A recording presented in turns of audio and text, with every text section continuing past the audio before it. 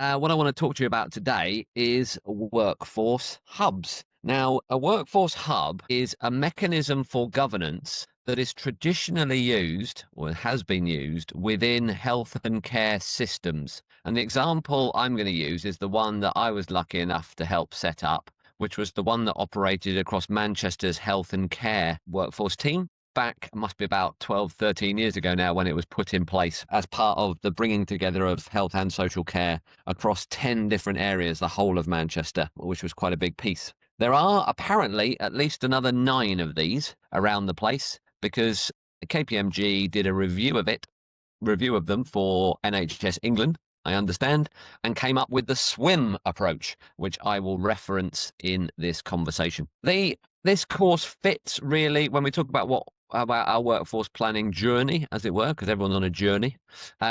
We talk about what workforce planning is, how to redesign it, how to model it.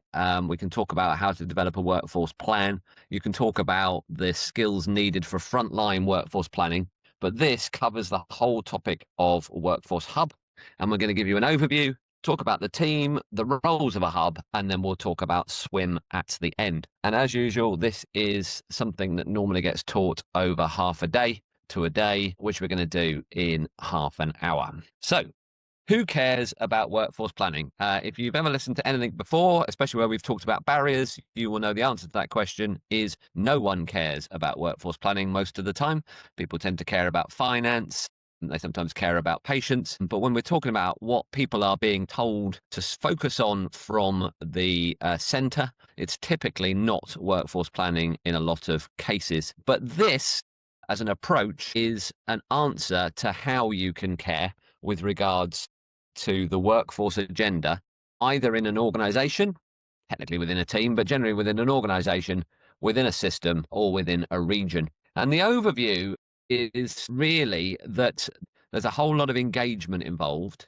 There's a whole lot of different things that need to be done in order to make sure that the workforce agenda is understood, has a plan to address it, and is being addressed. And that's really what it comes down to.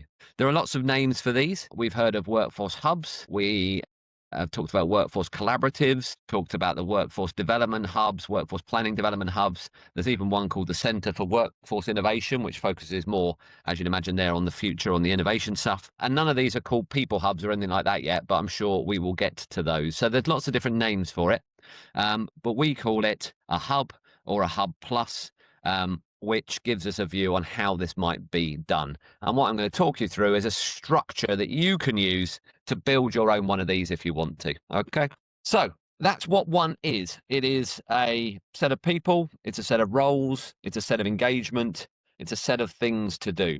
And when we talk about the people, we talk first of all about the people doing things. So a workforce hub at its heart has a group of people doing some stuff. All right, so you need a workforce lead, which some of you might be for an organization or for a region or for a system. And that person can do it on their own, but preferably they will have somebody helping with the administration, because you'll see there's administration that needs to be done, someone running the program management office, and they will need some doers, which are basically people who do stuff, who deliver on things. You don't need all of these. You could theoretically outsource a lot of these roles, but in general, it's good if you've got a team of people that includes at least that. And then you can also, within the team, have some collaborators and other stakeholders who might want to get involved on a longer term basis. So it might be that the ICB want to get involved with you if you're a particular system, or one or more of the trusts really wants to help out if you are a system, or the council want to get involved,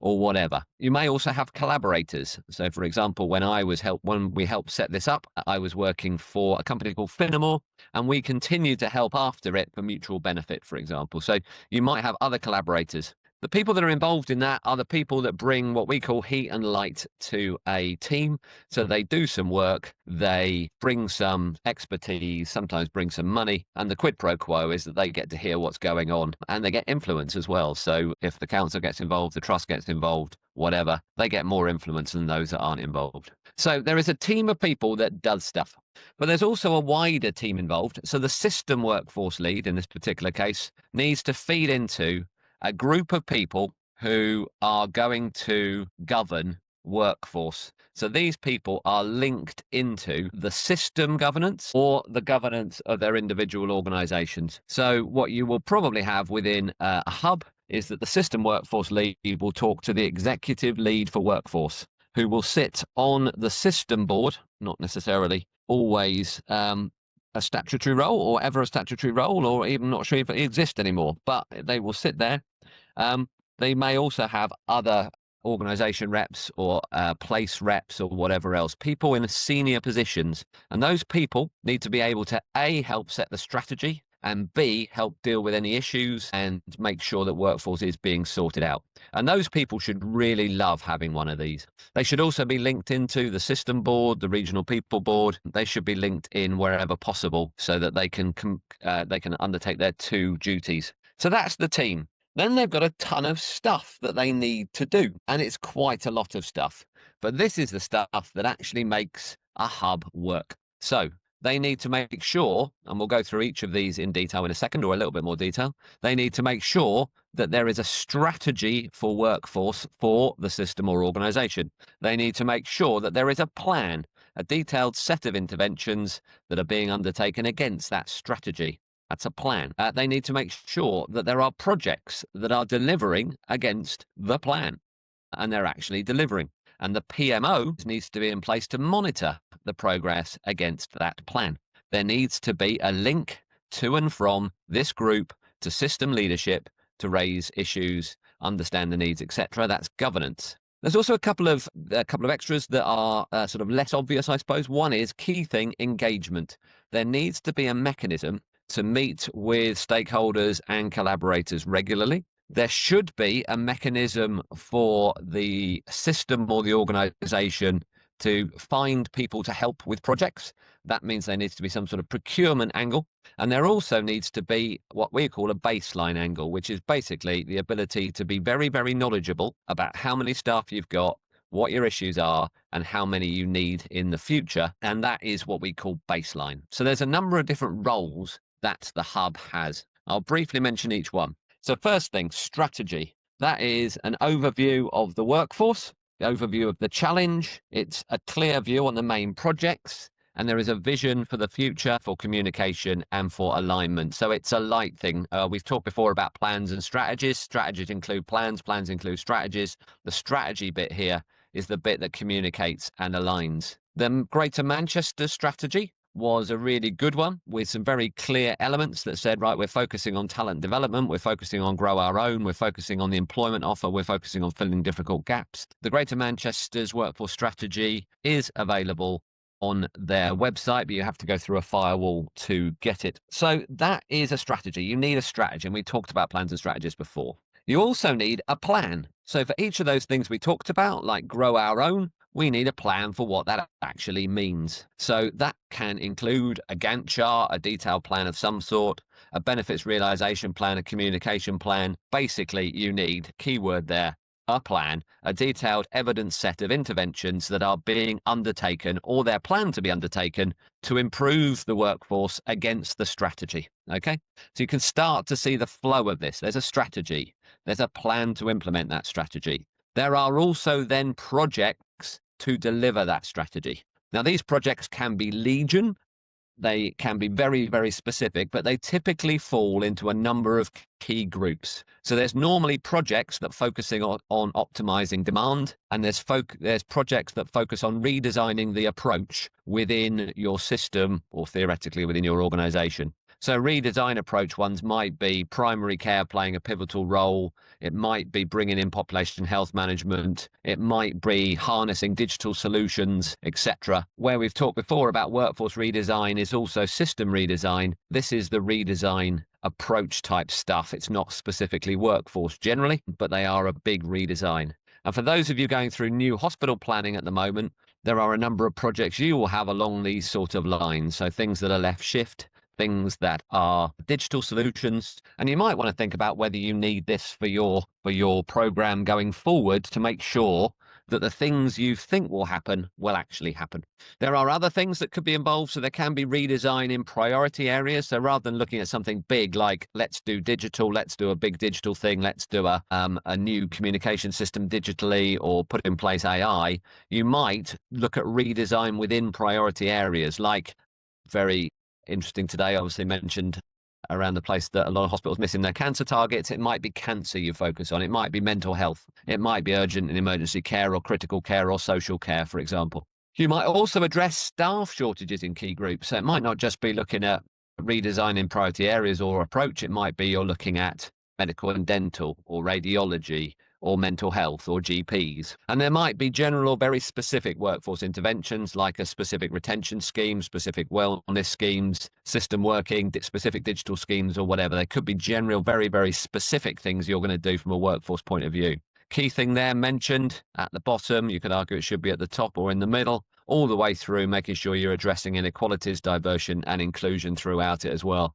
So that's always looked at. That's always looked at separately and in everything. So that you've got a system, you've got a strategy, you've got a plan, you've got a set of projects that operate against that. There's a few other things you might need though, because who does these projects is always interesting in a hub.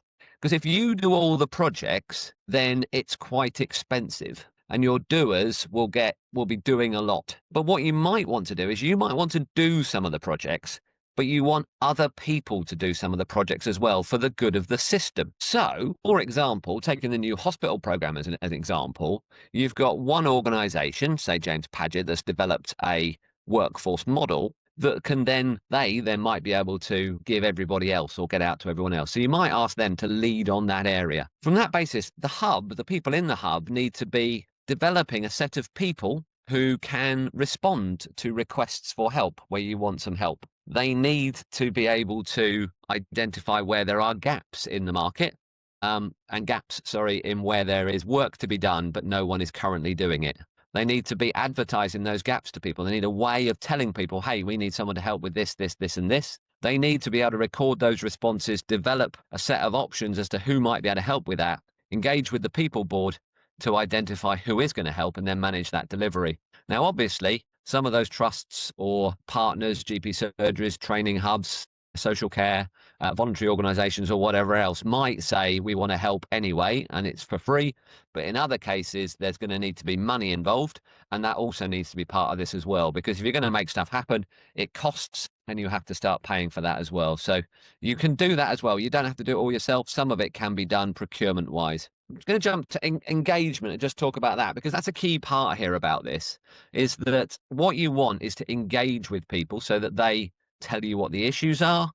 You can understand what their requirements are. You can understand how they might be able to help, etc. So what we've developed for the hub view is a sort of a bit of a target look at these things, where the center of the bullseye is the team of people that you engage with on a weekly basis. The middle circle is a team you might engage with on a monthly basis. And the outer circle is one you might engage with once a year or 3 or 4 times a year. So there's different levels of people and there's different groups that might fit into those circles. So you may engage with staff groups, staff side or large staff groups only rarely, once every quarter or once a year. You might have to engage with NHS England, for example, more regularly. Specific organisations may be involved on a weekly basis. Some of them will be involved on a monthly basis. Others will be involved less often. Now, it's no rule as to how often you meet with them. But again, you meet with those that are showing heat and light more regularly, generally, than those that you just really want to tell more than anything else. So there's an engagement role. There's a baseline role. So this can involve, basically what this involves is making sure you know everything about workforce, so that when somebody says, what's our sickness rate, you can say, this is our sickness rate overall, per organisation, per team, etc. Which you can do either through having your own repositories, and a number of systems, including Manchester, have developed their own repositories, or you can have a route for collection, so that when somebody asks you a question, you have a set of people you can get in touch with quite quickly and get that information pulled together. But that is something which people expect of you when you're in the centre. And there is a role for capacity as well. So you need to make sure that you are able to develop and maintain a set of tools and techniques. There's free ones like STAR, Wrapped, made available. There are others that are costing, but also came from Health Education England, like Clear. There are various other, any tools and techniques, 6-step, whatever you want to do. You really ought to make sure that there is a set of resources available for people who want to do workforce redesign. You're also going to need to be able to bring capacity, because as we all know, it's all very well getting a bit of training, but sometimes you need a bit of help as well. So you need to make sure that we can develop capacity, preferably within teams, but also have capacity available outside where required to deliver and help bring projects that need to be delivered. You ought to have your own training and development. One would argue you do that through the Association of Health and Care Workforce Planning now, but you should have a route for developing people's skills, and you should have a route to procuring or bringing in capacity from management consultants, from Clear, for example, or from other sources. You need to have that mechanism. One key thing is you've got to bring the capacity within a hub when people need help in this area, and you've got to build that capacity for the long term. Couple more and then we're almost done. The governance route we've talked about. So there's a link to the system leadership to raise issues, to understand their requirements, etc. The more you are linked to the system leadership, the more you are useful to the system leadership, the more they will care and about this team, and the more they will pay for this team, because they will actually help them with issues rather than being an overhead. So there is a good link into governance that you do need.